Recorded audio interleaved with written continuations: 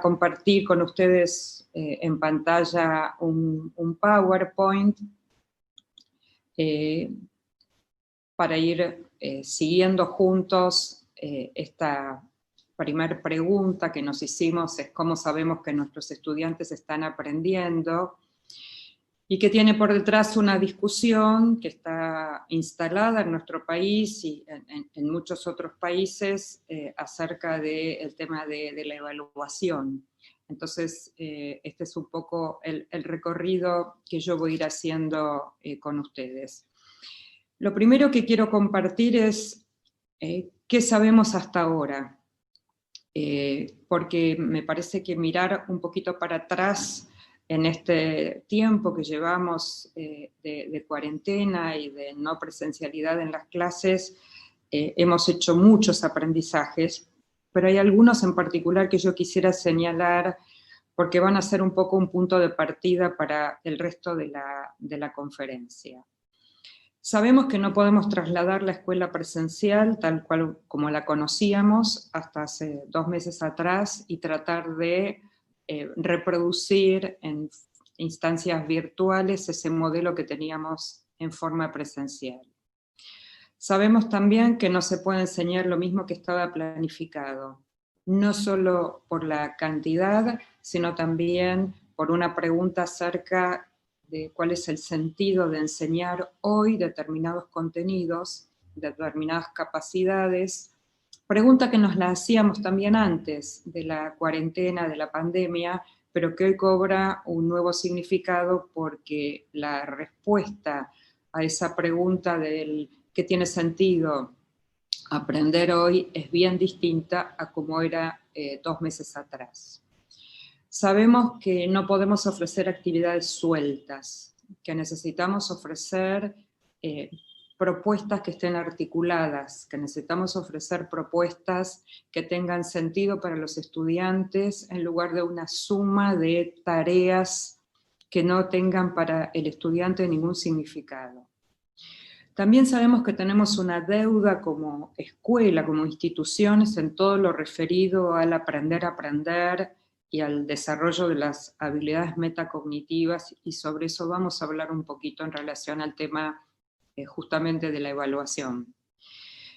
Sabemos también que los vínculos siguen teniendo un lugar privilegiado en la enseñanza y el aprendizaje, y si hay algo que sabemos es que desde que hablamos de aprendizaje, hablamos del tema de los vínculos, que sostener el vínculo con cada estudiante hoy en día cobra una fuerza muy potente porque justamente no los tenemos al lado nuestro en el aula, con lo cual cómo construir este vínculo sin estar presente físicamente en el mismo espacio es un desafío cotidiano para cada uno de nosotros.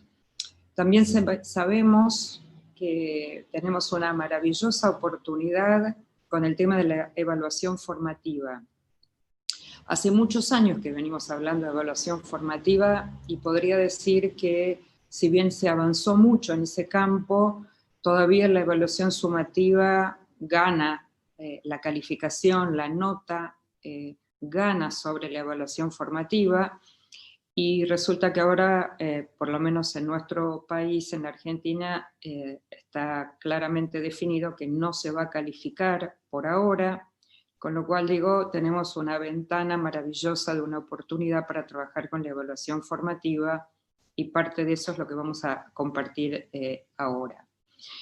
También sabemos que tenemos más diversidad en las trayectorias que están recorriendo los estudiantes. O sea, ya hablamos de aulas heterogéneas y de diversidad antes de la pandemia, pero hoy tenemos mucha más diversidad porque en cada casa el modo en que los chicos están haciendo su trayecto de aprendizaje es bien distinta, con realidades socioeconómicas, culturales, de acceso a la conectividad, de posibilidad de ser ayudado por sus familias, con muy diversas maneras de recorrer los aprendizajes. También me parece que es momento de mirar para ver qué aprendimos, porque la respuesta al confinamiento fue, uno diría, muy buena, en el sentido que hubo una muy rápida respuesta desde el ministerio, desde las instituciones, desde los docentes, y la verdad que todo el mundo se puso a trabajar, diría, en exceso, porque no había horarios, días, uno casi no podría inicialmente identificar si era domingo o era martes, ¿no? Pero me parece que ahora, pasando el tiempo que ha pasado, necesitamos también un espacio para pensar, para reflexionar acerca de lo que sucedió, lo que hicimos, y qué tenemos que hacer o cómo tener que seguir mirando al futuro. También digo que no se puede, sabemos que no se puede hacerlo bien sin hacerlo mal. Esto quiere decir que no siempre funciona lo que hacemos por primera vez, sobre todo la incorporación de las tecnologías para algunos docentes, enseñar sin tener a los niños al lado presentes, enseñar con modalidades que muchos habían avanzado en ellas y otros no tanto, y sin tiempo de planificar, o sea, esto vino, uno diría, casi de un día para el otro, entonces seguramente nos equivocamos, seguramente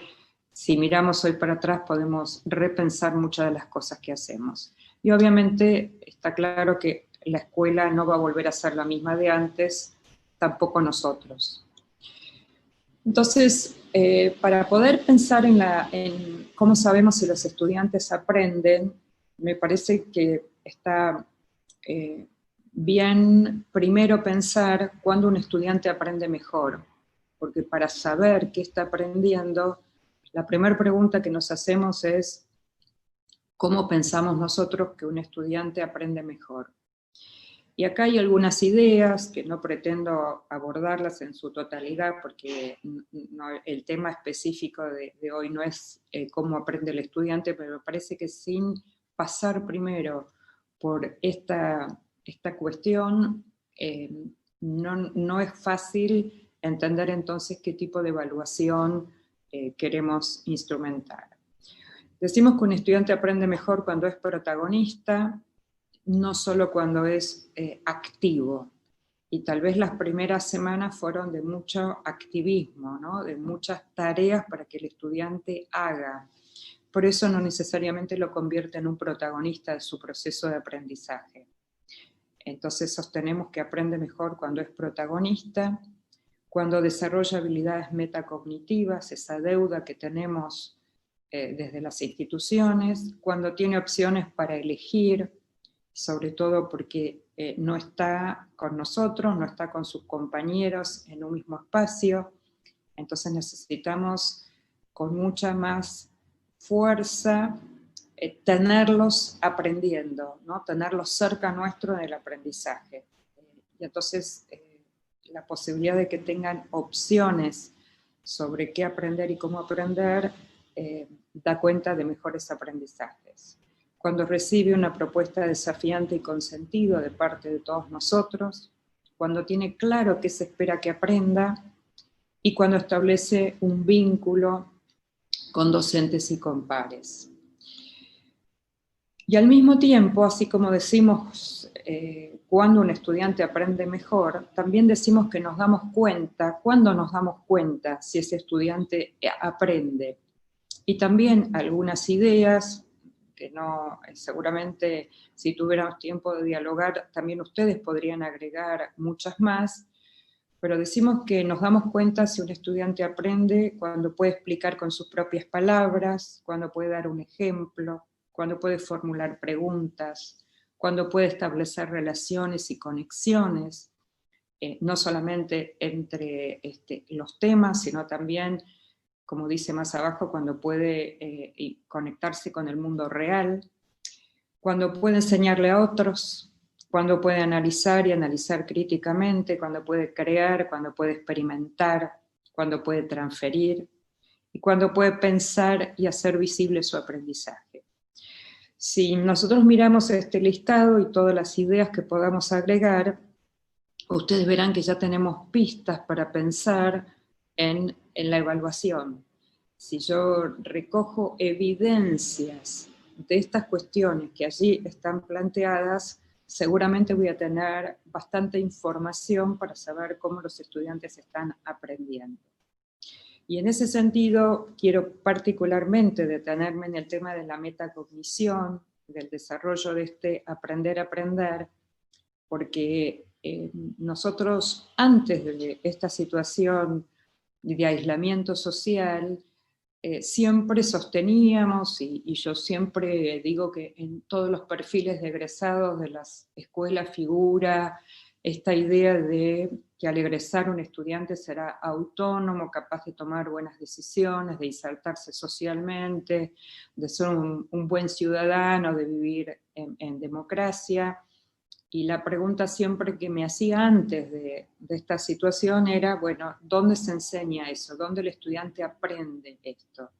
Y resulta que hoy nos encontramos con estudiantes que están lejos nuestro y que se supone que deben poder desarrollar actividades autónomamente, y sabemos que no en todos los casos sucede. Con los niños más pequeños, si no tenemos a los papás ayudando y funcionando como una especie de asistentes nuestros, no funciona, que hay muchos hábitos del aprender a aprender que estos estudiantes no tienen. Entonces, cuando nosotros planteamos esta idea de metacognición, estamos hablando de esta capacidad de los estudiantes para autorregular su propio aprendizaje. Y autorregular en el sentido de ser capaces de planificar, de monitorear sus aprendizajes, sus avances, sus logros, las estrategias que están usando, los obstáculos. Y en ese sentido hago una primera conexión entre esta capacidad y la evaluación formativa, entendiendo que es a través de la evaluación formativa, además de a través de la enseñanza, que podemos empoderar a los estudiantes para esta capacidad de autorregular su propio proceso de aprendizaje.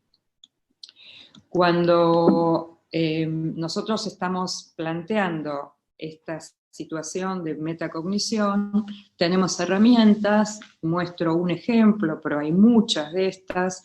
En este ejemplo está la escalera de la metacognición, que seguramente la conocen, son herramientas que están circulando hoy en día a través de todas las redes y las plataformas posibles, que fíjense que trabaja con algunas preguntas. La primera pregunta tiene que ver con qué aprendió el estudiante, pero la segunda es con cómo lo aprendió, con una tercera que trata de que identifique lo que le ha resultado fácil, difícil, novedoso, y un último escalón, con una pregunta de ¿para qué me ha servido? O ¿dónde lo puedo utilizar? O ¿cómo lo puedo utilizar? Pero también con la pregunta de ¿cómo lo puedo mejorar? Como esta herramienta tenemos muchas, un poquito más adelante voy a mostrarles algunas otras, y también tenemos un aporte muy interesante, digamos, para este desarrollo de aprender a aprender, de los distintos expertos que trabajan con la idea de hacer visible el aprendizaje. Y entonces, en este sentido, aquí, por ejemplo, hay algunos ejemplos que plantea Robert Schwartz sobre aprendizaje en base al pensamiento, donde él plantea estas ideas, ¿no? Para planear, monitorear, reorientar y evaluar los aprendizajes. Habla de buscar el sentido, del pensamiento crítico, de la capacidad de resolver problemas, la capacidad de tomar decisiones. Y otra vez, como un ejemplo de estas capacidades o competencias que en los últimos años las vemos más bosquejadas, propuestas en los diseños curriculares, pero que necesitan mucho tiempo para ser desarrolladas, y en muchos casos esta situación de pandemia no dio posibilidad, no dio tiempo suficiente para que se hayan desarrollado y que tengamos efectivamente estudiantes autónomos. Entonces, vamos a tratar de articular estas ideas bajo la definición de la evaluación entendida como una oportunidad para que las y los estudiantes pongan en juego sus saberes, para que visibilicen sus logros, para que aprendan a reconocer sus debilidades y fortalezas, Obviamente, además de la función clásica de certificar, aprobar, calificar, etcétera, que es una función que en estos momentos está en suspenso esa función, pero no está en suspenso la función de evaluar. Está en suspenso la función de calificar, pero no la de evaluar. Nosotros estamos evaluando permanentemente, de manera más explícita o menos explícita, con más herramientas o con menos herramientas, pero estamos evaluando. Y necesitamos evaluar porque necesitamos saber qué es lo que nuestros estudiantes están aprendiendo. Entonces, en este sentido, planteamos que una buena práctica de evaluación es aquella que es coherente con los objetivos, con los contenidos, con los modos de aprender, que es buena práctica de evaluación cuando es diversa, no solamente porque recoge información sobre los saberes y las capacidades, sino porque también utiliza variedad de instrumentos, variedad de recursos para identificar estos aprendizajes de los estudiantes, que es una buena práctica si incluye autoevaluación y evaluación entre pares, porque esto es una de las maneras en que se va a constituir o se va a construir esta autorregulación de los aprendizajes.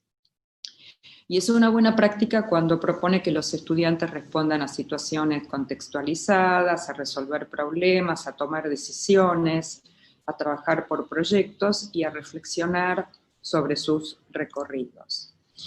Entonces, en ese sentido, nosotros necesitamos, para saber si el estudiante está aprendiendo, evidencias de aprendizaje. Esas evidencias de aprendizaje las vamos a obtener,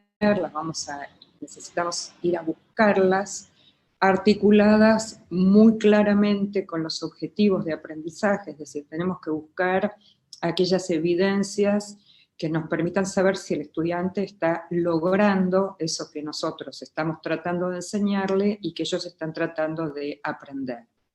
Y también necesitamos compartir con ellos criterios y niveles de calidad, es decir, los estudiantes tienen que saber si están produciendo un texto escrito, cuáles son los criterios para dar cuenta de qué sería un buen texto escrito y que hay distintos niveles de calidad de ese texto escrito, por eso aparecen con tanta fuerza los ejemplos de las rúbricas, que en un ratito vamos a conversar sobre algo de esto. Entonces nosotros necesitamos que los y los estudiantes conozcan los aprendizajes esperados, es decir, ellos tienen que saber qué es lo que esperamos que aprendan, y también tienen que aprender ellos a generar evidencias de aprendizaje. Nosotros veníamos sosteniendo antes de la situación de confinamiento que en este proceso de regulación de los aprendizajes, el estudiante tiene que ser capaz de decir cómo él piensa que es la mejor manera que tiene de demostrar lo que está aprendiendo. Que él puede, si sabe con claridad qué es una evidencia de aprendizaje, él podría generar su propia evidencia de aprendizaje y mostrarle a sus docentes, enviarle a sus docentes una evidencia de lo que él considera que es la mejor manera que aprendió a resolver un problema, la mejor manera en que resolvió una situación que se le propuso para indagar y para analizar, las mejores maneras que encontró para darse cuenta si una información se la puede validar científicamente o no. Entonces, esto sería parte del ejemplo de aprender a aprender. Acá les puse un ejemplo que tiene que ver con cómo sabemos si está aprendiendo, no solamente el contenido, sino cómo está aprendiendo. Y fíjense, en una especie de rutina de pensamiento sencilla, en la primera columna le pedimos que escriba una afirmación sobre el tema o problema que estamos explorando, o sea, algo que él con certeza o con seguridad pueda afirmar. En la segunda columna le pedimos que busque evidencia en los textos, en los materiales de lectura que él tenía o que tenía que buscar para ver si puede de alguna manera fundamentar esa idea que él escribió, y una tercera que dice si hay algo que te hace dudar de esa afirmación o que te parece que queda sin explicar. Y en la cuarta columna tenemos la posibilidad de nosotros escribir un comentario, el propio estudiante escribir un comentario acerca de cómo hizo para desarrollar, para completar esta rutina, en términos de aprender como un ejemplo. Decía en esos 3 diagramas que necesitamos criterios públicos y compartidos. De esto también venimos hablando hace mucho tiempo cuando hablamos de la evaluación de los aprendizajes. Y en ese sentido, no solamente nos importa compartir los criterios con los estudiantes, sino tenemos una cuestión ahora particularmente en situación de la virtualidad, que es ponernos de acuerdo entre los equipos docentes, porque la escena es esta, y voy a dar un ejemplo en la escuela secundaria o en nivel terciario, nivel superior. Un estudiante en su casa y de este lado 13 o 14 docentes, cada uno con sus propuestas de tarea, cada uno con sus propuestas de criterios de evaluación o criterios de avances en las tareas. Es muy difícil que un estudiante trabaje con tanta diversidad y dispersión de criterios, entonces una invitación a los equipos a ponerse de acuerdo y consensuar en algunos criterios que atraviesen varias disciplinas, que atraviesen varias áreas y que para el estudiante implique recibir no tanta dispersión de criterios de evaluación. Digo esto y digo, por supuesto, esto aplicaría también para la enseñanza, y muchas escuelas están haciendo experiencias maravillosas en este sentido, donde, por ejemplo, están tomando un problema durante una semana, un problema muy vinculado a temas que nos importan e impactan hoy en día. Doy un ejemplo, tomar el problema de la inteligencia artificial como un problema o un tema a debatir, puede ser tomado por muchas áreas disciplinares y entonces todos los estudiantes toda la semana están trabajando aún dentro de su propia disciplina sobre este problema, y entonces es mucho más sencillo articular criterios de evaluación acerca de, por ejemplo, nos interesaría la capacidad del estudiante para argumentar, supónganse, a favor o en contra de los hallazgos con respecto a la inteligencia artificial. Entonces necesitamos ponernos de acuerdo. Y por supuesto, un gran espacio en esta preocupación que tenemos acerca de cómo están aprendiendo los estudiantes tiene que ver con la retroalimentación, con cómo nosotros vamos a retroalimentar a los estudiantes, y eso tiene que ver con qué tipo de tareas les vamos a proponer a los estudiantes, y cómo el armar un buen circuito de retroalimentación nos va a permitir recibir evidencias interesantes de lo que los estudiantes están aprendiendo. Y en ese sentido, recuperar el cambio paradigmático que hubo en el campo de la retroalimentación, que venimos históricamente de la retroalimentación como básicamente transmisión de información, es decir, la famosa devolución. Yo le digo al alumno si su trabajo está bien hecho o está mal hecho, a pasar a un modelo de retroalimentación formativa, que es un modelo dialógico, es un modelo donde la intención es ayudar a que el estudiante desarrolle esa capacidad de aprender a aprender, es establecer un circuito de retroalimentación donde yo le digo al estudiante algo acerca de su trabajo para que el estudiante pueda hacer algo con esa información que yo le doy. Y no solamente información, ahora les voy a mostrar cuáles son las estrategias que más se están utilizando en el campo de la retroalimentación formativa. Ahora, también para que esto no sea solamente una cuestión técnica o instrumental, nosotros entendemos que esta retroalimentación formativa viene de la mano de dos conceptos que no son nuevos para nosotros, pero que siguen teniendo vigencia, que son los conceptos de zona de desarrollo próximo de Vygotsky y el concepto de andamiaje de Brunner. En estas dos ideas, digamos, tanto la zona de desarrollo como la de andamiaje, y si ustedes miran aquí la imagen, ¿no? Esta idea de cómo podemos apoyar, acompañar a los estudiantes a esa mirada de zona de desarrollo próximo, a eso que queremos que vaya alcanzando, a ese horizonte que le proponemos, y cómo ese sostén en algún momento tenemos que plantear que lo tenemos que quitar. Y en estos momentos donde no los tenemos además al lado, casi podría decir que en algunos momentos casi da la sensación de que esa mano desapareció, porque se produjo todo lo que se produjo con el confinamiento, y entonces necesitamos recuperar buenos andamios para acompañar a los estudiantes que ahora los tenemos lejos y que no es el mismo modo de andamiar que cuando los teníamos en clase, pero al mismo tiempo necesitamos que puedan caminar solos justamente porque están lejos nuestro. Y no todas las circunstancias familiares, así como muchas familias se están acompañando, las familias no son docentes, las familias no reemplazan la tarea que nosotros estamos haciendo en tanto educadores, con lo cual necesitamos darles a ellos esos instrumentos para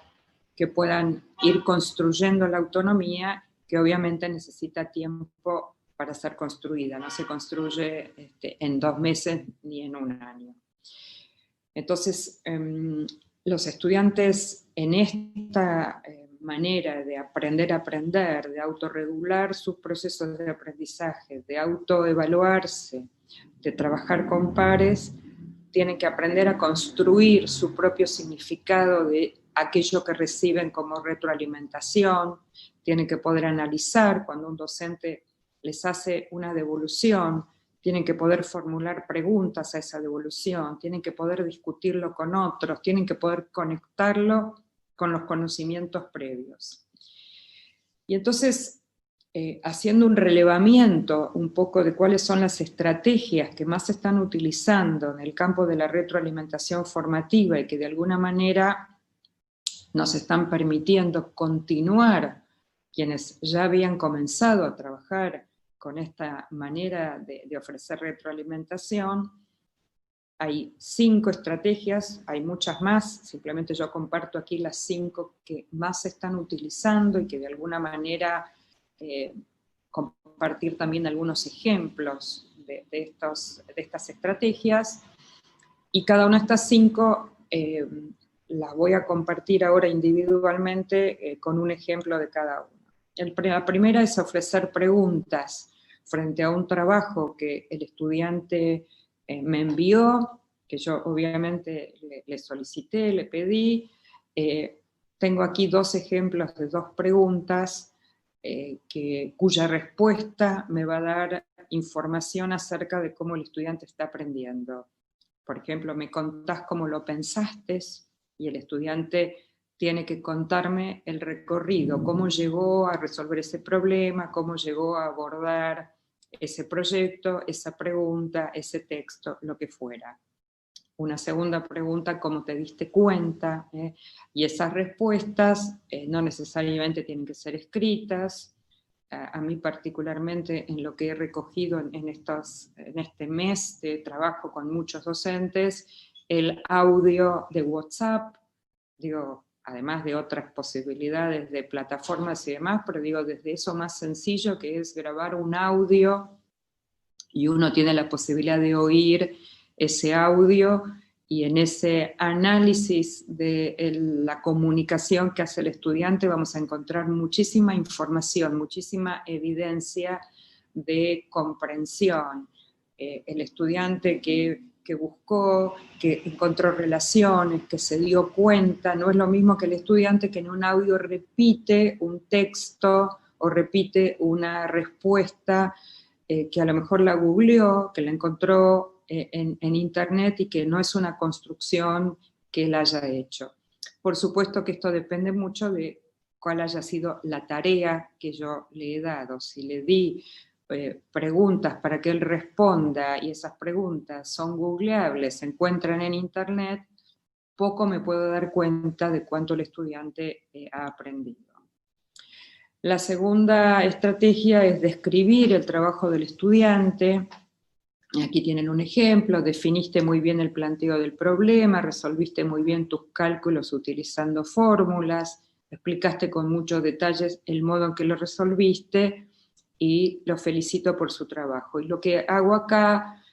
también como una estrategia que venimos usando hace mucho tiempo, que es casi como mostrarle en espejo lo que él hizo, y que muchas veces el estudiante que tiene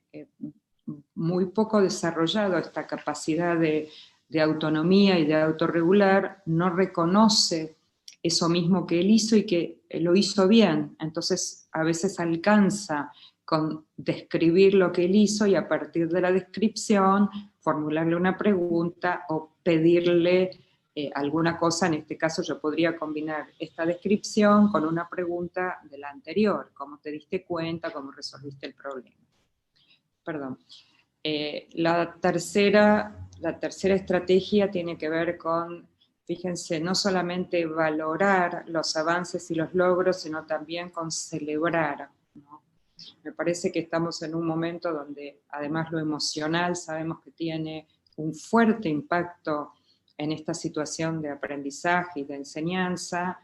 y con mucha más razón. O sea, lo de celebrar los logros lo decíamos antes de estas circunstancias que estamos viviendo,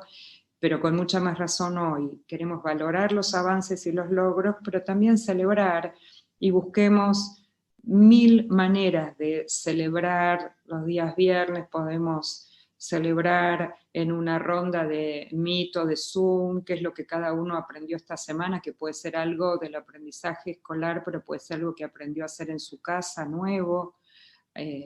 porque aprendió a cocinar algo, aprendió a limpiar alguna parte de su casa, aprendió a ayudar a su hermano a hacer una tarea. Me parece que es un momento muy importante para valorar avances y logros y celebrarlos. Aquí también 2 ejemplos. Me doy cuenta que pudiste resolver el problema sola, sin ninguna ayuda, tal como nos propusimos al principio de este proyecto en nuestras metas de aprendizaje. Y el segundo ejemplo: pudiste darte cuenta si las imágenes de los paisajes que utilizamos en el foro se corresponden con las informaciones que aparecen en ella. Muy buen trabajo. O sea, siempre con este espíritu de celebrar los logros y los avances, porque esta información también nos va a permitir comunicarnos con las familias. Las familias también necesitan primero tener claro qué significa que estamos evaluando y no estamos calificando, porque no tienen experiencia en ese sentido, y sabemos, me cuentan docentes, directores, que están recibiendo presiones de los padres, a veces de los propios estudiantes, de poner una nota, y en parte obviamente porque venimos de muchísimos años de trabajar de esa manera, pero me parece que en parte porque hay un vacío de información que está bueno compartir esa información, contarle a los padres cómo estamos recogiendo evidencias de aprendizaje, dar cuenta de avances y logros de los estudiantes con la frecuencia que cada escuela decida. Una semana se puede enviar avances y logros de algunas áreas disciplinarias y otra semana de otros. Obviamente cada institución puede definir cómo hacerlo, pero me parece muy importante porque las familias en estos momentos son socios muy importantes para nosotros. Venimos de años de discusión, si se había roto el lazo entre la familia y la escuela, y me parece que en estos momentos necesitamos una fuerte alianza entre las familias y la escuela. La cuarta estrategia es ofrecer sugerencias, y obviamente siempre hablamos de sugerencias como sugerencias específicas, puntuales, no hablamos de sugerencias genéricas, ¿no? Aquí tenemos en este trabajo, nos mostrás cuánto aprendiste sobre historia del arte, describís similitudes y diferencias entre las dos obras. Te sugiero que agregues ejemplos concretos que correspondan a dos pintores europeos actuales. En el segundo ejemplo, verán que en negrita está marcada la idea de darle pistas, o sea, no solamente la sugerencia que yo le doy le estoy ofreciendo una tabla para que organice la información, sino también pistas para que puedan hacer la tarea mejor de lo que la están haciendo. Y darles pistas justamente es ayudarlos a que aprendan a trabajar primero sin pistas como andamios y después van a poder hacerlo sin las pistas. Y la última, que es ofrecer andamiaje, que es un poco distinto de la idea de la sugerencia, a pesar de que por supuesto las 5 estrategias son combinables, digamos, pero la idea del andamiaje implica que yo, en este caso docente, pongo mucho más, les diría, el cuerpo, porque muestro un ejemplo, les muestro cómo yo lo hago, cómo yo lo pensé, para que esta estrategia que durante muchos años se usó y después de alguna manera mal entendidos del constructivismo se dejó de usar, que es modelar, ¿no? Modelar, dar un buen ejemplo. Y puede ser que inicialmente el alumno lo copie porque no se le ocurra otra manera de hacerlo, porque dar un ejemplo es no dejar al estudiante con la hoja en blanco. Entonces, ofrecer andamiaje no es mucho más que ayudarlo, es contarle desde, por ejemplo, cómo yo pensé resolver un problema, qué obstáculos tuve yo cuando quise resolver el problema y de qué manera lo resolví, aclarándole que no es la única y que no necesariamente hay que hacerlo como yo lo muestro. No se trata de modelar para que lo copien textual, sino para mostrarle un modo de pensar distinto, pedirle que le muestre un compañero, no solamente yo. Eso es ofrecer andamiaje. Entonces, sintetizando un poco, porque quiero mostrarle algunas herramientas antes de que se me termine mi hora, algunas características de la retroalimentación formativa en función de lo que venía recorriendo. Necesitamos que sea comprensible, o sea, que el estudiante entienda qué estamos diciéndole, qué le estamos pidiendo, que sea focalizada y selectiva. Eso muchas veces lo hemos conversado con muchos de ustedes. De nada serviría decirles focalizar en 10 aspectos de su trabajo si nosotros pretendemos que modifique, que mejore esos trabajos. O sea, necesitamos elegir algunos focos de lo que le queremos retroalimentar, que la retroalimentación sea específica, bien concreta, no generalidades, que sea oportuna en términos de tiempo, ¿no? En estos momentos siempre fue necesario ofrecer retroalimentación después de poquito tiempo que el alumno realiza una tarea, en estos momentos mucho más porque no los tenemos cerca. Que esté en contexto, ¿sí? Tenemos hoy realidades muy distintas a lo largo y a lo ancho de nuestro país, y entiendo que en otros países igual, donde uno podría decir que había antes de la pandemia brechas muy importantes, pero que la pandemia de alguna manera las pone más a la vista y tenemos contextos muy vulnerables, tenemos muchos estudiantes con mucha dificultad de acceder a estar conectados,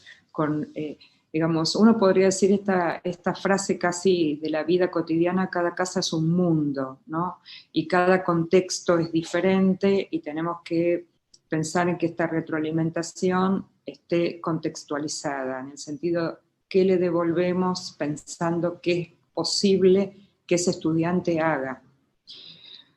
descriptiva y no emitiendo juicios de valor, equilibrada entre mostrar los avances y los logros y obviamente los aspectos a mejorar, propositiva porque siempre mirando al futuro, o sea, para la próxima tarea,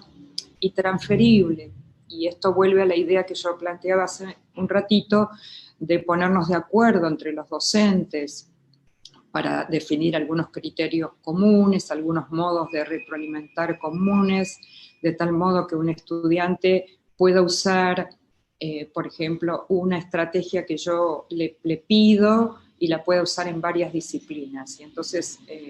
estaría sintiendo que hay más coherencia entre lo que se le está pidiendo en de distintas áreas, materias y docentes. Lo que les voy a mostrar acá son algunas herramientas muy sencillas, solo también a modo de ejemplo, pero también cumpliendo con esta idea de modelar, de mostrar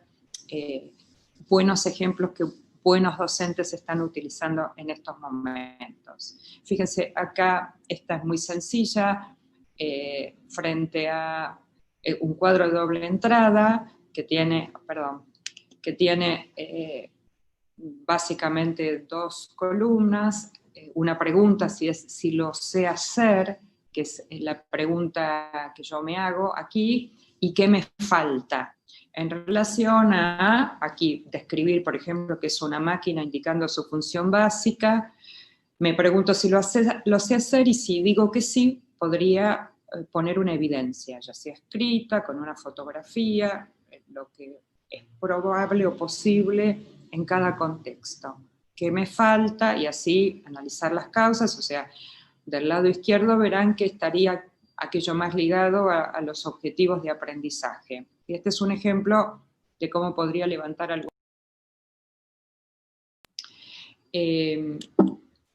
Bueno, un segundito. Ahí. El segundo, ustedes lo conocerán porque yo lo divulgo un montón, este protocolo llamado SER, que tiene 3 pasos muy sencillos, donde yo le puedo plantear al alumno que siga haciendo algo que está haciendo bien, que empiece a hacer algo que todavía no hizo y que revise algo de lo que está haciendo. Todos estos ejemplos que yo estoy mostrándoles son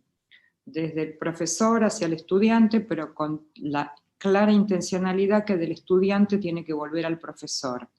Y así armamos lo que llamamos un circuito de retroalimentación formativa. También planteamos algunos ejemplos que ahora les voy a mostrar de autoevaluación, pero como tampoco es una práctica totalmente aprendida, también es importante primero explicarle a los estudiantes qué es una autoevaluación, hablar con ellos de los beneficios que tiene aprender a autoevaluarse, mostrar ejemplos, comenzar de a poco, porque seguramente las primeras veces es más difícil que completen o completan una autoevaluación sin necesariamente ajustarse exactamente, digo, con mucha conciencia a aquello que han hecho. Y obviamente puede utilizar una variedad de formularios que existen prediseñados o diseñar el propio. Entonces, por ejemplo, este es un ejemplo sencillo. Entiendo las tareas que tengo que hacer en esta actividad, sé cómo hacer, tengo los materiales necesarios, necesito ayuda, ¿qué me resulta más fácil o me resultó si lo contesto después? Puedo contestar si no, mucho, poco, nada, lo que ustedes quieran, la escala que quieran, y tengo siempre una columna para comentarios del estudiante, del docente, o si lo hago entre pares. Aquí tengo otro ejemplo, tengo muy claro el propósito de mi trabajo, el título del trabajo expresa mi idea sobre el tema, mientras escribía tenía muy claro a quién iba dirigido, utilicé el vocabulario propio de la disciplina, y ahí tengo la columna sí o no, y una columna para poner evidencias, y obviamente puedo siempre agregar una columna de comentarios. Este es otro, pienso cómo aprendo, y acá tiene que ver más con lo que decía al principio, desarrollar habilidades metacognitivas, ¿no? De un lado tengo materias o áreas, y tengo algunas preguntas o frases que quiero mejorar en, necesito ayuda en, mis dificultades para completar las tareas son, ¿no? Y esto a medida que los estudiantes lo van completando, nos lo van enviando, nosotros también vamos recogiendo evidencias de aprendizaje. Este es un ejemplo muy lindo que nosotros estamos usando en la provincia de Tucumán, en el proyecto Planea que llevamos adelante desde UNICEF, y usamos esta estrategia que es que aprendí, ¿no? Y entonces la idea es que utilizar esta rutina donde elijan una materia, que piensen algo que aprendieron bien en esa materia, después que digan cómo se dieron cuenta de lo que aprendieron y cómo se lo explicarían a un compañero, ¿no? Puede ser con palabras, puede ser con gráfico o puede ser con un audio perfectamente. Otro ejemplo de cuestionario de autoevaluación, y esto está más vinculado a las dificultades. Entonces, bueno, ¿cuáles son las dificultades que encontraste? Y ahí hay una lista de dificultades que por supuesto se puede ampliar, el estudiante puede agregar alguna que allí no está, y eso nos vuelve a nosotros y otra vez tenemos muchas pistas de lo que está aprendiendo, de cómo está aprendiendo. Esta es muy conocida, la del semáforo, todavía no lo entiendo, creo que lo entiendo pero no lo puedo explicar, lo entiendo y se lo puedo explicar a un compañero. Frases incompletas, me di cuenta que, me sorprendí, me sorprendí de, me despertó la curiosidad, y todas las frases que ustedes quieran, donde todos estos ejemplos intentan articular modos de aprender, o sea, el aprender a aprender también con los contenidos. Las rúbricas, que no voy a hablar en extensión de las rúbricas, ustedes las conocen, solo quiero señalar algo muy puntual porque se ve poco en las rúbricas y a mí me parece muy importante, y más en estos momentos, que es que esta rúbrica, si ustedes miran arriba, tiene los objetivos de aprendizaje de esta unidad o de este proyecto escrito en un lenguaje que el estudiante lo pueda entender, porque la rúbrica está conectada a los objetivos. Lo que pasa que cuando se entrega la rúbrica suelta a los estudiantes y no aparecen los objetivos, no tenemos, como diría Perkins, esta idea de jugar el juego completo, ¿no? Y entonces trabajar con qué es lo que se espera que yo aprenda y cuáles son los niveles de calidad de aquellas capacidades, aquellos criterios, digamos, que quiero considerar en el campo de la evaluación. Por eso traigo el ejemplo de la rúbrica, porque sé que es un instrumento que sí se está usando. Y quisiera agregar una modalidad de trabajar con una rúbrica un poquito distinta, que se llama la rúbrica de un punto, y la traigo en particular porque estamos con mucho trabajo, porque muchas veces los docentes plantean que completar rúbricas para muchos alumnos se hace difícil, entonces tenemos una posibilidad de trabajar con la rúbrica de un punto, que si ustedes se fijan, yo tomé un descriptor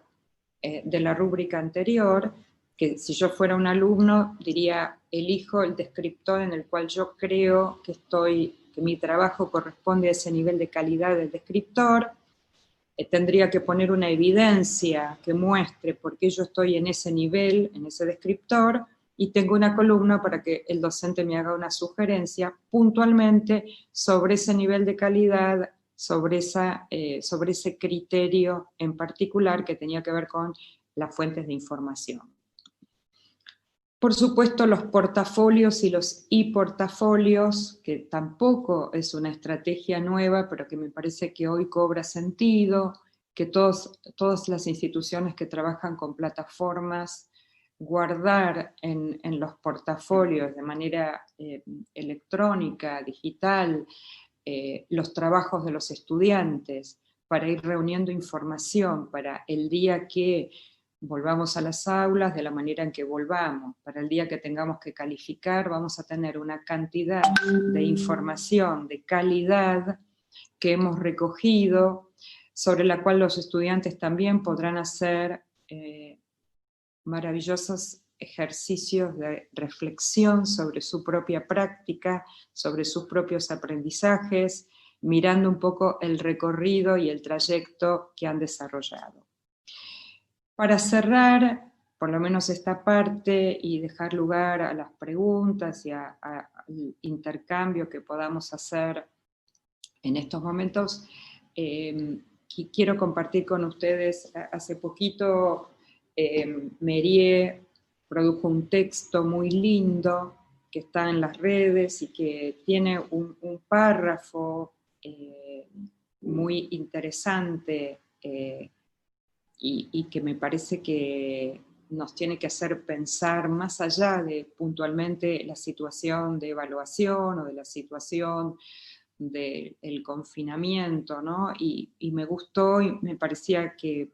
es lindo para que tengamos un momento también para pensar en lo que estamos haciendo y cómo lo estamos haciendo. Y Merie dice, el deseo de aprender no nace solo frente a intereses inmediatos o a problemas concretos que hay que resolver. Puede emerger también cada vez que el educador consigue, en todos los niveles de escolaridad y de complejidad, relacionar los saberes que enseña con una cultura y una historia, con la manera en que fueron elaborados por otras personas.